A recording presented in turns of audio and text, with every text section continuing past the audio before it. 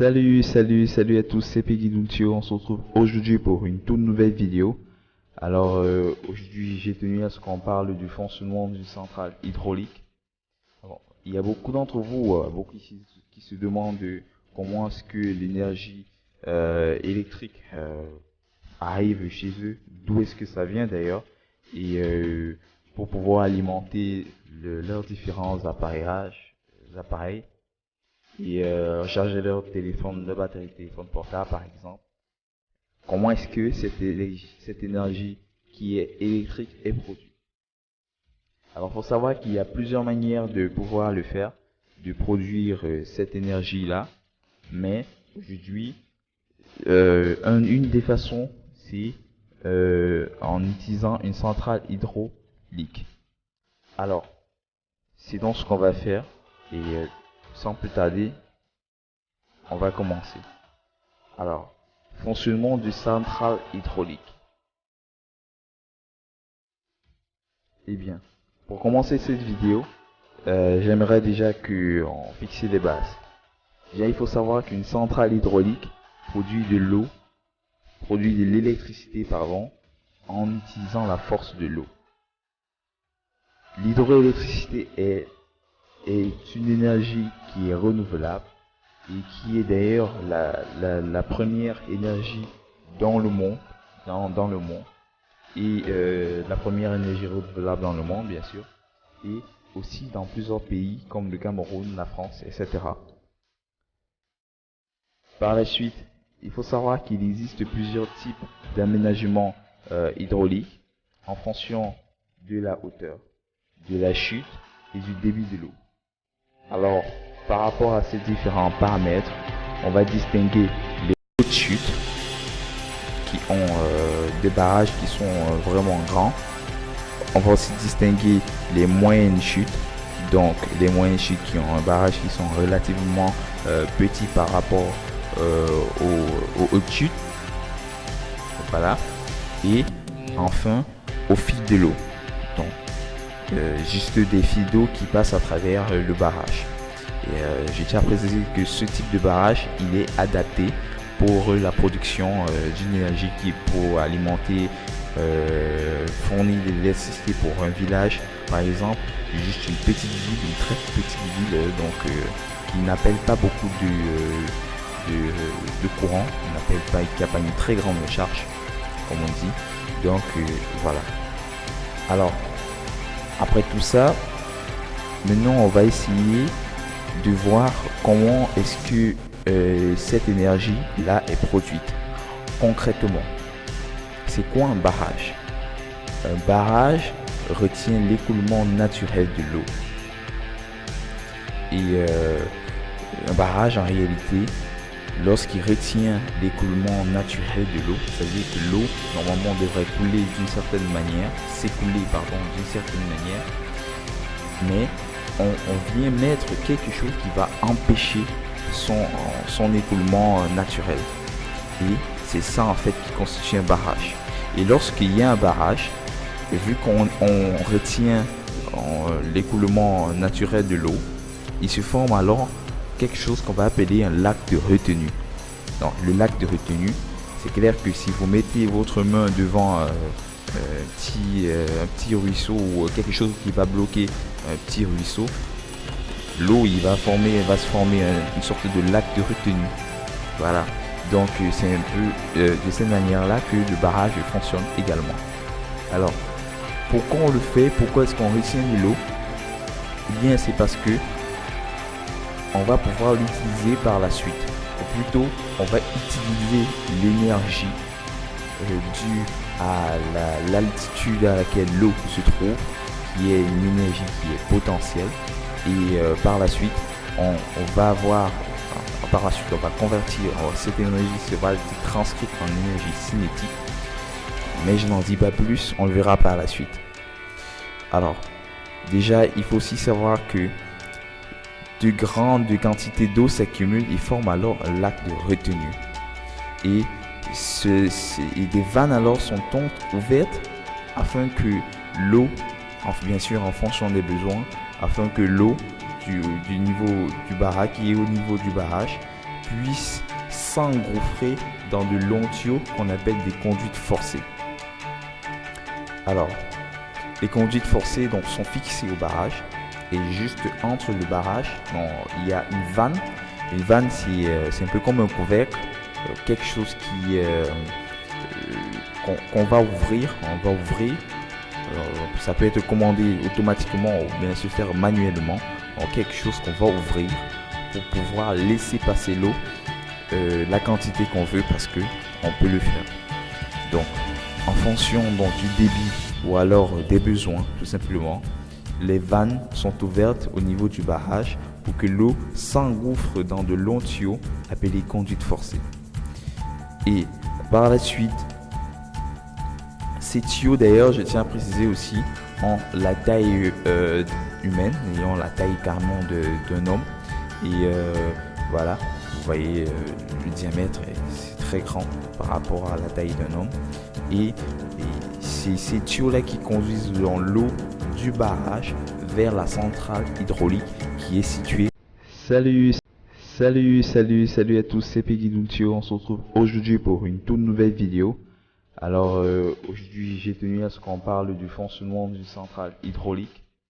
Alors, il y a beaucoup d'entre vous, beaucoup qui se demandent comment est-ce que l'énergie électrique arrive chez eux, d'où est-ce que ça vient d'ailleurs, et pour pouvoir alimenter leurs différents appareils et recharger leur téléphone, leur batterie de téléphone portable par exemple. Comment est-ce que cette énergie qui est électrique est produite? Alors, il faut savoir qu'il y a plusieurs manières de pouvoir le faire, de produire cette énergie-là. Mais aujourd'hui, une des façons, c'est en utilisant une centrale hydraulique. Alors, c'est donc ce qu'on va faire. Et sans plus tarder, on va commencer. Alors, fonctionnement du centrale hydraulique. Eh bien, pour commencer cette vidéo, j'aimerais déjà qu'on fixe les bases. Déjà, il faut savoir qu'une centrale hydraulique produit de l'eau, produit de l'électricité, en utilisant la force de l'eau.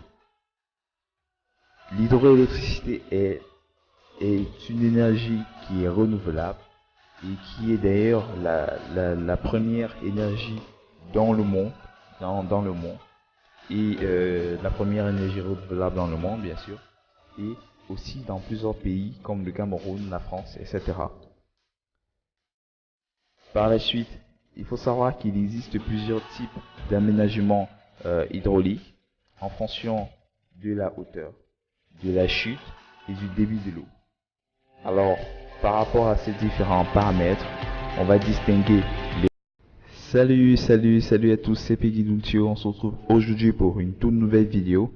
Alors, aujourd'hui, j'ai tenu à ce qu'on parle du fonctionnement d'une centrale hydraulique.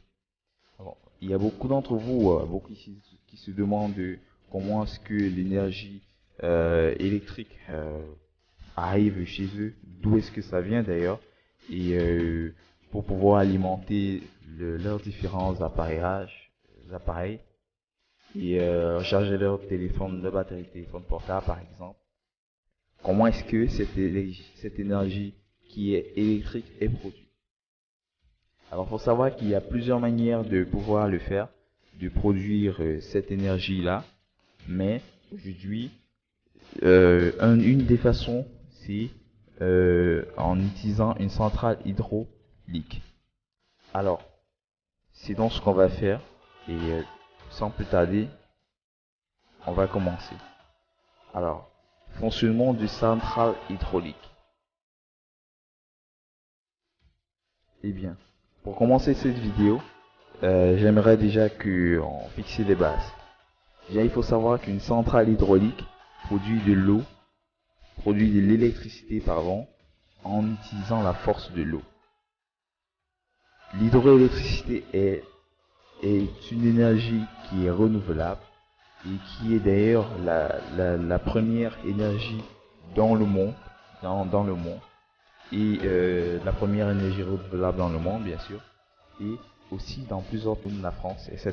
Ce qui va se passer, c'est que le rotor va se mettre à tourner dans le stator.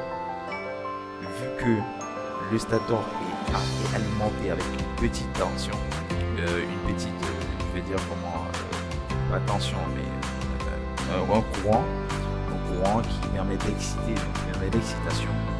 Et c'est cet ensemble-là qui va faire en sorte que, en utilisant le principe d'induction électromagnétique, donc il y a un courant qui est donc induit, qui va naître dans les bobines du stator, et ce courant-là, on va juste le récupérer pour l'alimentation des appareils. Mais avant, il y a un transformateur qui élève la tension de ce courant, donc à 225 000 ou 400 000 volts, pour qu'il puisse être transporté plus facilement dans les lignes à très haute tension du réseau. Alors, ces données que je viens de donner, c'est celles qu'on retrouve en France. Au Cameroun, ces courants sont de l'ordre de 225 000 ou 45 000 volts, pour que le courant puisse être transporté facilement dans les lignes très haute tension du réseau. Mais seulement, on n'élève pas la tension juste parce qu'on veut élever la tension. On élève la tension pour une raison principale. En effet, c'est pour réduire les pertes par effet Joule dans les lignes de transport du courant. Alors, pourquoi il y a des pertes par effet Joule? Déjà, qu'est-ce qu'on entend par perte par effet Joule? En fait, des pertes par effet Joule, c'est juste l'énergie calorifique qui se dégage lorsque, partant du principe physique, lorsque une résistance est parcourue ou est traversée par un courant, elle s'échauffe. C'est ce principe-là qu'on utilise aussi souvent dans nos fers à repasser ou nos machines à sécher le linge, par exemple. Pour sécher le linge, par exemple. Alors, donc, c'est de cette manière-là que on peut, pour limiter, pour réduire au maximum les pertes par effet Joule, d'accord, on élève la tension la tension électrique que l'on a produite à l'aide d'un transformateur avant de le transporter. Tout simplement parce que les lignes qui permettent de transporter ce courant, cette tension-là, est constituée d'une matière qui peut être considérée comme une résistance. D'autant plus que la distance qu'il y a entre le point qu'on va desservir, c'est-à-dire les ménages, les industries, les maisons, les habitations, et le point où on a produit cette énergie, c'est-à-dire la centrale, et il y a une très grande distance par rapport, dont le courant électrique va parcourir une très grande distance avant d'y arriver. Donc si on ne limite pas ces pertes-là, on aura une très très faible intensité au niveau de l'alimentation. On parlera alors de basse tension. Bien sûr, par opposition à la basse tension, on a la haute tension lorsque la tension qui arrive donc là-bas au niveau de l'alimentation est très élevée. Mais passons. Après donc que ces eaux-là soient passées par la turbine, donc par la centrale, elles en ont perdu de leur puissance. Eh bien, on les fait rejoindre le lit naturel de la rivière à travers un canal qu'on appelle le canal de fuite.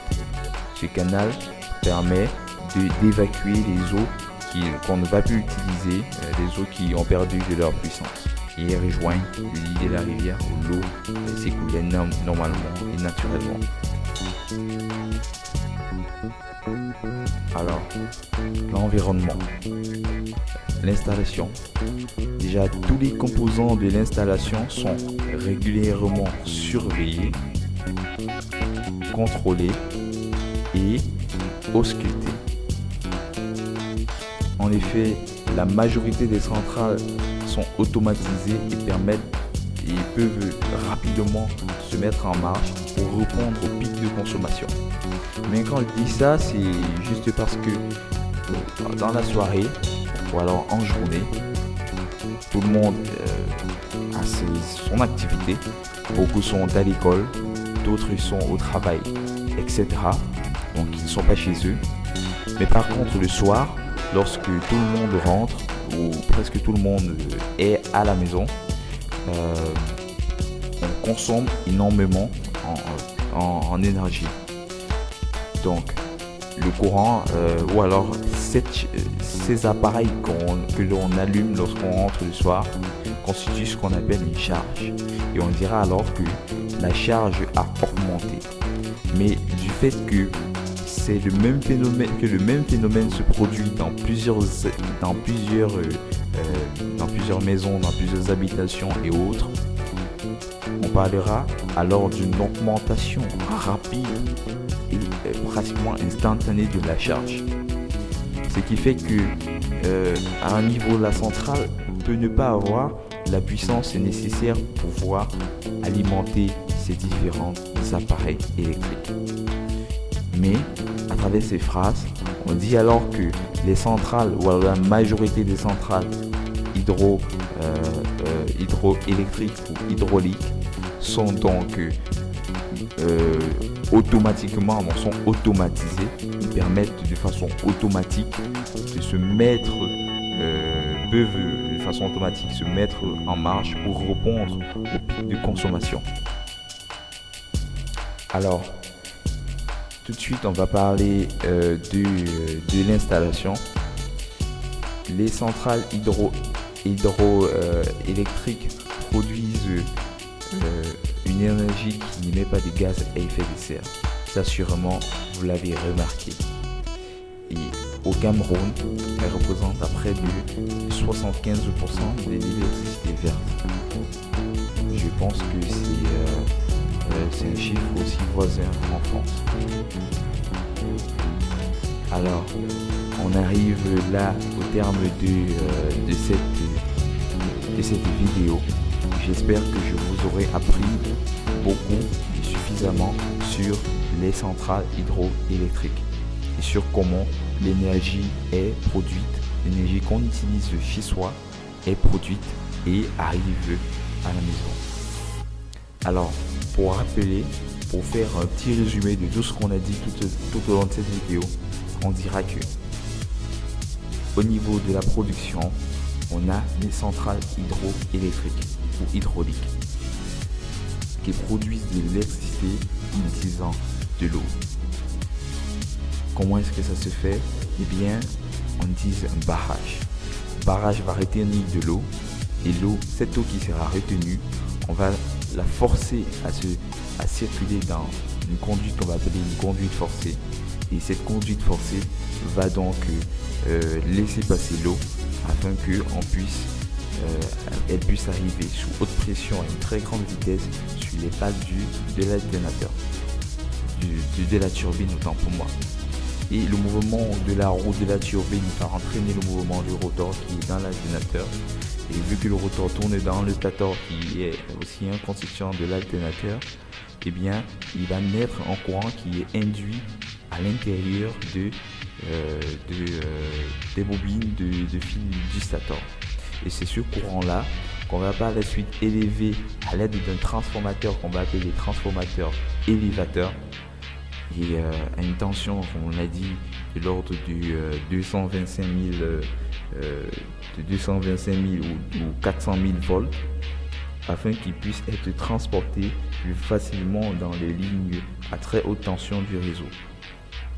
Et lorsque ce courant va donc arriver au point de destination, on aura un autre transformateur qu'on va appeler le transformateur abaisseur qui va faire descendre ces tensions de l'ordre de 400 000 volts à une tension de l'ordre de 90 000 volts.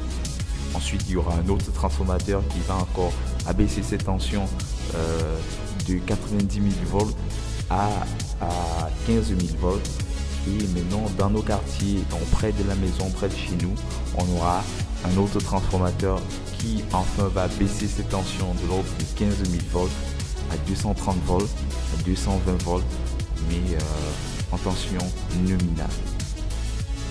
Et c'est donc cette tension qu'on va utiliser pour alimenter nos différents appareils qui sont dans nos maisons, qui sont dans nos industries, que l'on rencontre un peu de partout, dans nos smartphones avec lesquels on se balade tout au long de la journée, par exemple. Alors, je vous remercie pour votre aimable attention, pour m'avoir suivi tout au long de cette vidéo. Si la vidéo vous a plu, surtout n'hésitez pas à vous abonner à la chaîne d'Ipeg Peggy Duntio. Et aussi, si elle vous a vraiment plu, aimez la vidéo. Sur ce, c'était Peggy Duntio et je vous remercie. À la prochaine. Ciao, ciao.